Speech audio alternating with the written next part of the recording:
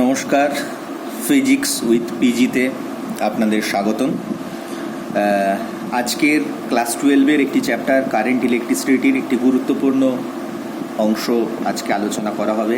KCL অর্থাৎ কিরশফ current law আর KVL কিরশফ voltage law. তো আমরা শুরু করছি কেসিএল অর্থাৎ কিরশফ কারেন্ট ল দিয়ে। তো দেখো ছাত্রছাত্রীরা, কিরশফ কারেন্ট লতে কি বলছে? তড়িৎ বর্তনীর কোনো সংযোগ বিন্দুতে মিলিত তড়িৎ প্রবাহগুলির বীজগাণিতিক যোগফল শূন্য। তড়িৎ বর্তনী একটা সার্কিট, অনেকগুলো জাংশন পয়েন্ট থাকতে পারে।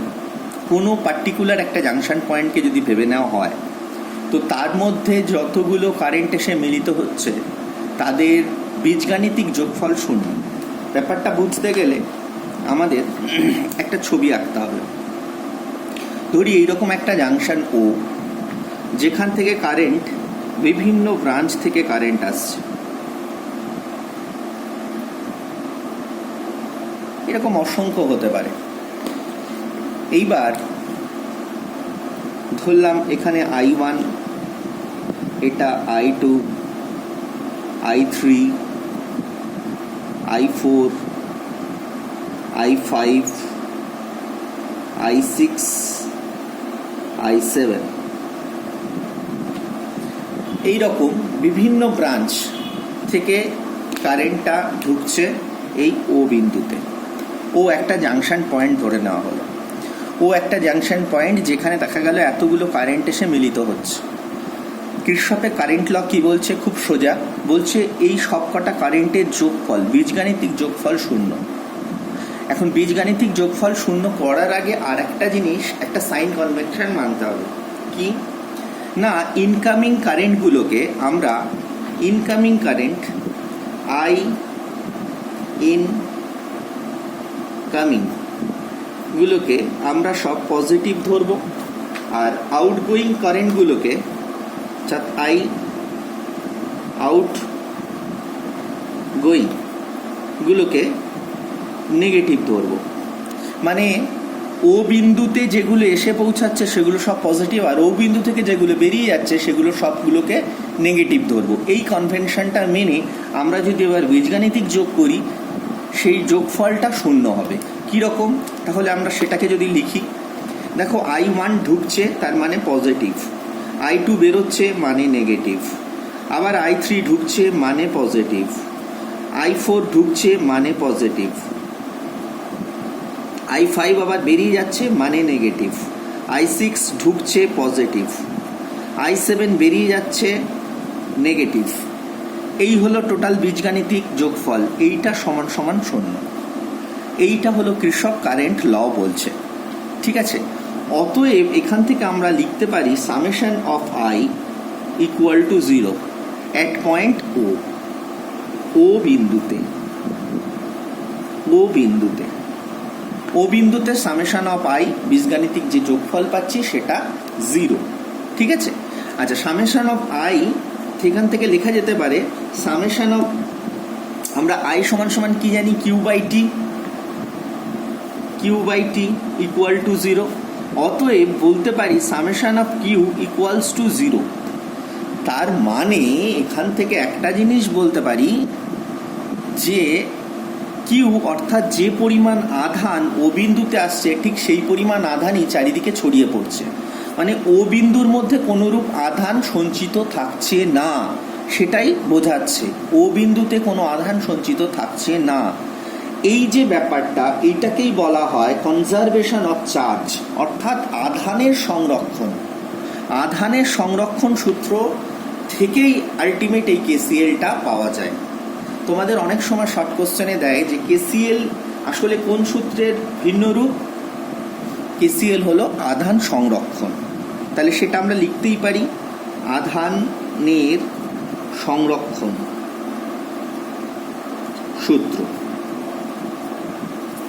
এইটা থেকেই অ্যাকচুয়ালি কেসিএলটা আসছে। তাহলে কেসিএল ব্যাপারটা এবার পরিষ্কার। কি না, কোনো একটা জাংশন পয়েন্ট, যে কোনো বর্তনীর একটা জাংশন পয়েন্ট নিতে হবে যেখানে যতগুলো কারেন্ট আসছে তাদের বীজগাণিতিক যোগফল শূন্য। বীজগাণিতিক যোগফল নির্ণয় করার আগে আমাদের কি করতে হবে, একটা সাইন কনভেনশন মানতে হবে। কি কি কনভেনশনটা, যারা ঢুকছে অর্থাৎ ইনকামিং তারা পজিটিভ, যারা বেরোচ্ছে আউটগোয়িং তারা হলো নেগেটিভ। আশা করি কেসিএলটা বোঝা গেছে। এবার আমরা আলোচনা করব কেভিএল, কিরশফ ভোল্টেজ ল। দেখো এই লটা কি বলছে, তড়িৎ বর্তনীর অন্তর্গত যে কোনো বদ্ধ বর্তনীর একটা ক্লোজ লুপ বিভিন্ন অংশের রোধ ও রোধগুলির মধ্য দিয়ে প্রবাহিত তড়িৎ প্রবাহ মাত্রার গুণফলের বীজগাণিতিক যোগফল ওই বর্তনীতে মোট তড়িৎচালক বলের সমান। ব্যাপারটাকে আমরা ছবি আঁকলে ব্যাপারটা আরও বেশি স্পষ্ট হবে।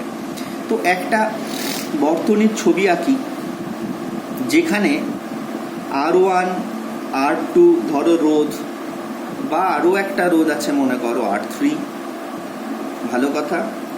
তো একটা ব্যাটারি এখানে লাগানো আছে, আরও একটা এই ব্রাঞ্চে ব্যাটারি লাগানো আছে।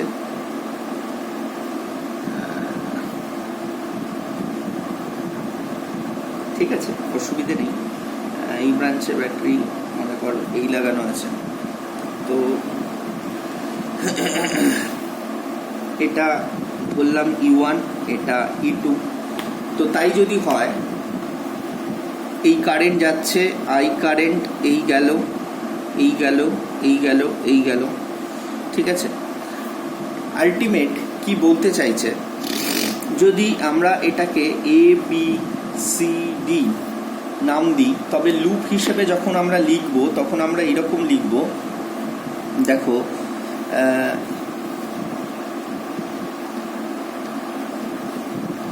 তো তখন আমরা লিখব loop A B C D A থেকে শুরু হবে, এইভাবে ঘুরে এসে আবার এতেই পড়বে।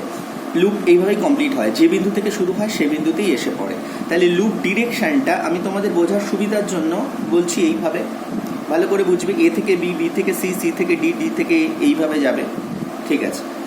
এই ডিরেকশনের ব্যাপারটা খুব গুরুত্বপূর্ণ। এরপর অ্যাকচুয়ালি ভোল্টেজ লটা কি বলছে এই রেজিস্ট্যান্সের মধ্যে দিয়ে কারেন্ট গেছে কত, সব কারেন্টই ধরে নিলাম এখানে আই, তাহলে আই গেছে আর এখানে R1, তাহলে এখানের ভোল্টেজ ড্রপ কত, I1 into R, I into R1।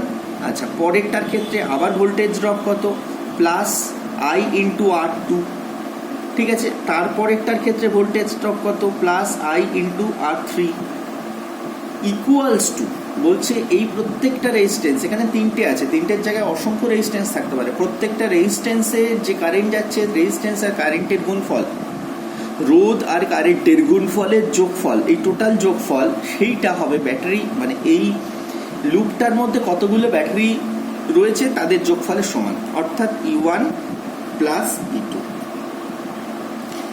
আশা করি বোঝা গেছে। এইবার এইখানে একটা ব্যাপার আছে, E1 A2, এখানে কিন্তু আমি কোনো সাইন কনভেনশন মানিনি। এখানে সাইন কনভেনশন মেনে এবার যদি আমরা এই ইকুয়েশনটাকে লিখি, তার আগে আমাদের সাইন কনভেনশনটা জানতে হবে, যে সাইন কনভেনশনটা কি বলছে। আমরা এবার শিখব সাইন কনভেনশন। তো সাইন কনভেনশনটা কীরকম হবে, সাইন কনভেনশনটা করার ক্ষেত্রে যদিও এখানে সবটা একই ডিরেকশানে কারেন্ট যাচ্ছে, তো সেক্ষেত্রে বোঝায় হয়তো একটু সমস্যা হতে পারে। আমি আর একটা ফিগার এরপরেই আঁকবো, যেটাতে তোমাদের একদম পরিষ্কার হয়ে যাবে, সাইন কনভেনশনের ব্যাপারটা আরও পরিষ্কার হয়ে যাবে। তো সেটা যদি হয়, তো সেটার ক্ষেত্রে দেখো, সেটার ক্ষেত্রে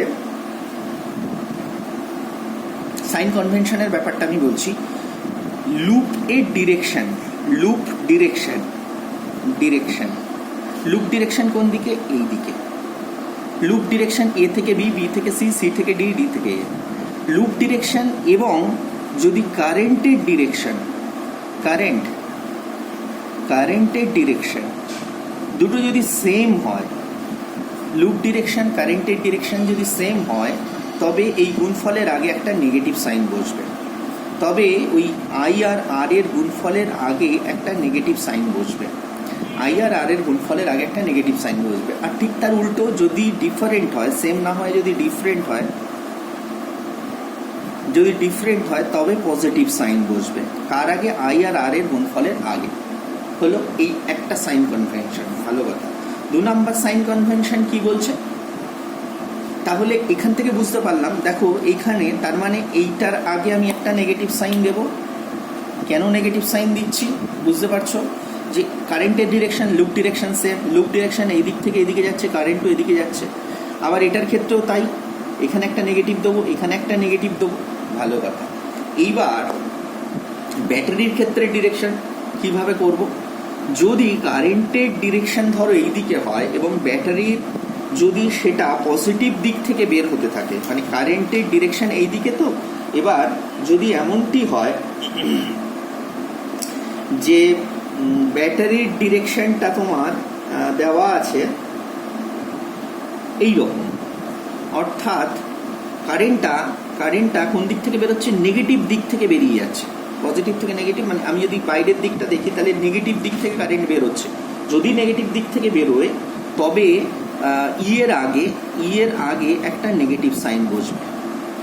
আবার যদি ঠিক সেম ডিরেকশনেই কারেন্ট যাচ্ছে কিন্তু ব্যাটারির ডিরেকশনটা জাস্ট অপোজিট যদি হয় তবে পজিটিভ বসবে এর আগে। এখানে আর আইআর এর গুণফল, এই দুটো নিয়েই আমি টোটালটা করছি, তাই তো? তাহলে আইআর এর আগে কখন পজিটিভ বসবে? যখন কারেন্টের ডিরেকশন আর লুপ ডিরেকশন ডিফারেন্ট হবে। আর যখন কারেন্টের ডিরেকশন লুপ ডিরেকশন যদি সেম হয় তবে নেগেটিভ বসবে। দুটো জিনিস শিখলাম। আর এর ক্ষেত্রে তড়িৎচালক বল, যদি কারেন্টের ডিরেকশনটা এমন হয় যে দেখা যাচ্ছে যে এটার ক্ষেত্রে কারেন্টের ডিরেকশন কোন দিকে, যে নেগেটিভ থেকে বেরোচ্ছে, তাহলে এর আগে একটা নেগেটিভ বসবে, কেমন? আর এইটার ক্ষেত্রে দেখো কোন দিক থেকে বেরোচ্ছে, কারেন্টের ডিরেকশন পজিটিভ দিক থেকে বেরোচ্ছে, তাহলে এর একটা পজিটিভ বসবে। বোঝা গেল এই অবধি? যে এইগুলোকে না সব সেম ডিরেকশনে রেখে ইকুয়াল টু 0 করতে পারি, তাহলে ব্যাপারটাকে আরেকটু সুন্দর হয়। হ্যাঁ, তাহলে এইখানে দেখো পজিটিভ থেকে বেরোচ্ছে মানে এখানে একটা পজিটিভ হবে, আর টুটার ক্ষেত্রে কারেন্টটা বেরোচ্ছে নেগেটিভ থেকে, তার মানে একটা নেগেটিভ হবে। তার মানে ultimate equation -IR1 -IR2 -IR3 -E1 plus E1, sorry এটা কিন্তু plus E1 -E2 equals to 0। এই হলো আলটিমেট আমরা যে ইকুয়েশনটা পেলাম। কেমন? এইভাবেই আমরা কোনো একটা সার্কিট, জটিল সার্কিটের একটা লুপকে আমরা কনসিডার করব, এবং সেক্ষেত্রে লুপ কনসিডার করে ঠিক এইভাবে সাইন কনভেনশন মেনে এইভাবে যোগগুলোকে 0 করে যে ইকুয়েশন পাবো, ইকুয়েশন সলভ করলেই আমরা KVL এর সাহায্যে খুব সহজে কারেন্ট ও রেজিস্ট্যান্স যখন যেখানে যেরকম দরকার সেরকম আমরা বের করতে পারবো। ঠিক আছে, থ্যাংক ইউ।